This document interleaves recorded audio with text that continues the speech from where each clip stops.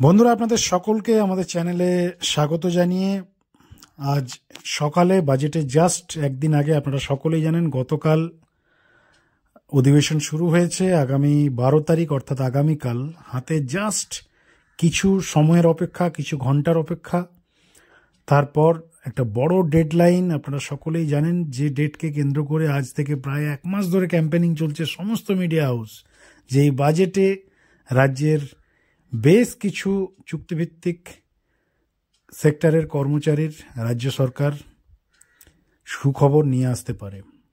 লক্ষ্মীর ভাণ্ডার থেকে শুরু করে স্টুডেন্টদের নানান ধরনের ফিচার্স, আপনার স্মার্টফোন থেকে শুরু করে আরও যদি কোনো নানান ধরনের সামগ্রীর আপনার ঘোষণা হয় সেটারও চান্সেস যেমন রয়েছে। একাধারে রাজ্য সরকারি কর্মচারীদের ডিএর দেওয়ার একটা চান্সেস রয়েছে, ডিএ 4% থেকে 6%-এর সম্ভাবনা রয়েছে। তার সঙ্গে রাজ্যের চুক্তিভিত্তিক কর্মচারী, বিশেষ করে সিভিক ভলেন্টিয়ার্স, আশা, আঙ্গনওয়াড়ি থেকে শুরু করে শিক্ষাক্ষেত্রে যে সকল চুক্তিভিত্তিক শিক্ষক শিক্ষাকর্মী যারা রয়েছেন তাদের ক্ষেত্রেও একটা ভাতা বৃদ্ধির বা বেতন বৃদ্ধির বা স্যালারি স্ট্রাকচারের সম্ভাবনা রয়েছে আগামীকালকের বাজেটে।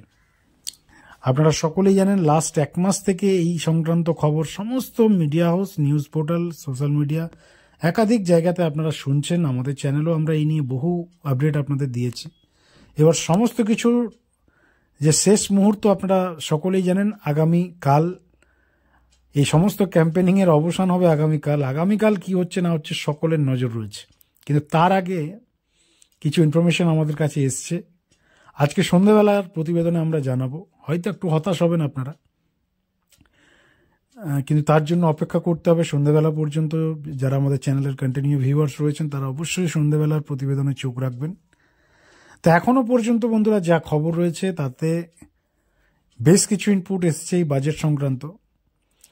দেখুন, সত্যি কথা বলতে 100%-এর মধ্যে 60% ভিউয়ার্স আপনারা সকলেই জানেন, তারা মোটামুটি কনফার্ম আছে যে কিছু একটা হবে। 40% কর্মচারী রয়েছে যারা টোটালি হতাশ এবং যাদের মধ্যে কোনো এক্সপেকটেশন নেই যে না এই সরকার কিচ্ছু করবে না, আর এই বাজেট সংক্রান্ত সমস্ত খবর হচ্ছে ভুয়ো, কিছুই হবে না। কিন্তু তার মধ্যেও একটা পজিটিভ, সকলের মধ্যে এক্সপেকটেশন আছে, একটা আশা আছে যে কিছু একটা হতে পারে, হওয়ার সম্ভাবনা রয়েছে।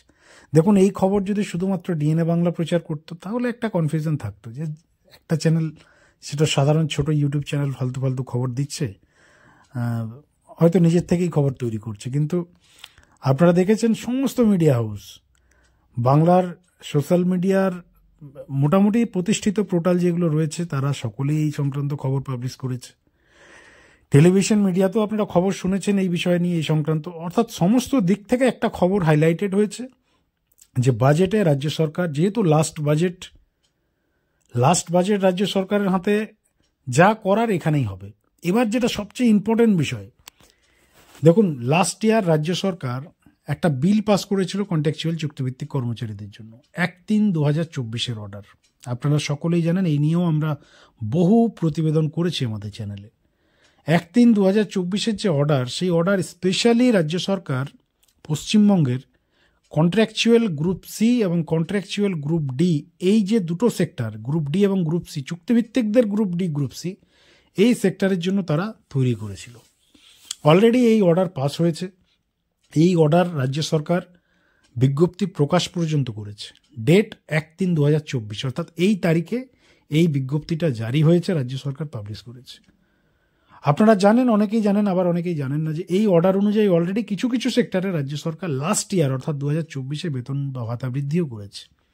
আর এই 1/3/2024 অর্ডারে যেটা রয়েছে, যে বিষয়টা আপনাদের জানালাম, কন্ট্রাকচুয়াল রাজ্য সরকারি কর্মচারী গ্রুপ সি এবং গ্রুপ ডির একটা স্যালারি স্ট্রাকচার এখানে তৈরি করা হয়েছে। কি স্ট্রাকচার তৈরি করা হয়েছে? অভিজ্ঞতার ভিত্তিতে স্যালারি স্ট্রাকচার তৈরি করেছে রাজ্য সরকার। দেখুন, এই 1/3/2024-এর অর্ডারের আগে এই ধরনের বহু খবর আমরাও করেছি, অনেক দিক থেকে এই খবর এসছে যে রাজ্য সরকার অভিজ্ঞতার ভিত্তিতে একটা কিছু করতে চলেছে, একটা কিছু করতে পারে। তার কারণ এই সংক্রান্ত অনেক ডাটা, তথ্য নেওয়া হচ্ছিল বিভিন্ন জায়গা থেকে, বিভিন্ন সরকারি প্রতিষ্ঠান কর্মচারী ডিপার্টমেন্ট থেকে এই ধরনের ডাটা সংগ্রহ হচ্ছিল।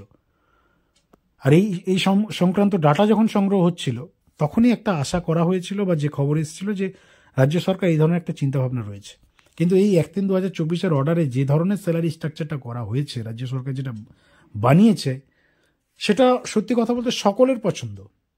কন্ট্রাকচুয়াল সমস্ত ডিপার্টমেন্টের সেটা পছন্দ হয়েছে, কেউ মানে আনস্যাটিসফাইড হয়নি, দেখে সকলেই স্যাটিসফাইড যে হ্যাঁ এটা যদি আমাদের সেক্টরে লাগু হয়ে যায় তো আমরা বেঁচে যাব, বা আমাদের জন্য যদি এটা অ্যাপ্রুভ হয় কোনো অসুবিধা নেই।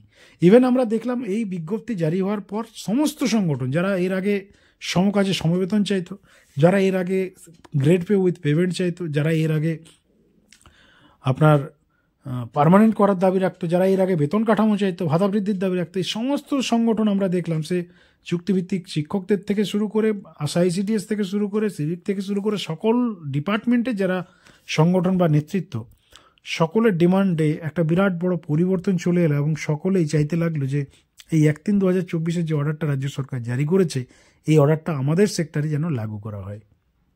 কি রয়েছে বন্ধুরা সেখানে পরিষ্কার রয়েছে যে যারা 5 ইয়ার্স প্লাস তাদের একটা স্যালারি, যারা 10 ইয়ার্স প্লাস তাদের একটা স্যালারি, যারা 15 বছর যাদের কমপ্লিট হয়ে গেছে তাদের একটা স্যালারি, এবং এই যে গ্রাফটা করা হয়েছে 21,000, 26,000, 32,000 এবং লাস্ট যারা 15 ইয়ার প্লাস বা 20 ইয়ার প্লাস লাস্ট করা হয়েছে 39,000 টাকা পর্যন্ত, এবং তার সঙ্গে বাৎসরিক 1,000 টাকার ইনক্রিমেন্ট। এই ধরনের যদি বেতন কাঠামো রাজ্য সরকার প্রোভাইড করে তাহলে পার্মানেন্ট করার কোনো প্রয়োজন নেই।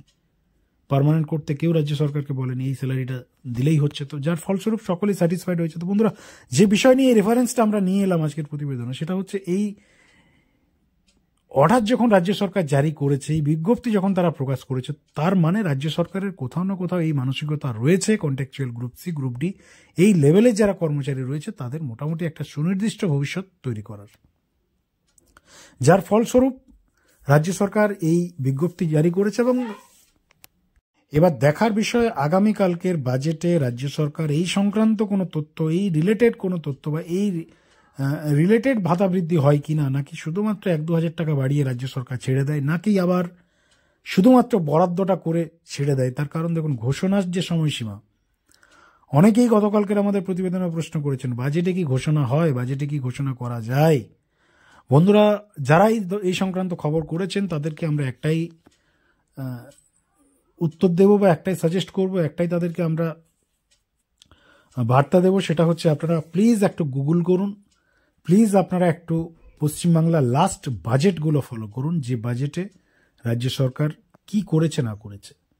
2021 সালের বিধানসভা ভোটের আগের বাজেট আপনারা ফলো আপ করুন, গুগল করুন, ইউটিউবে দেখুন, আপনাদের সমস্ত প্রশ্ন ক্লিয়ার হয়ে যাবে।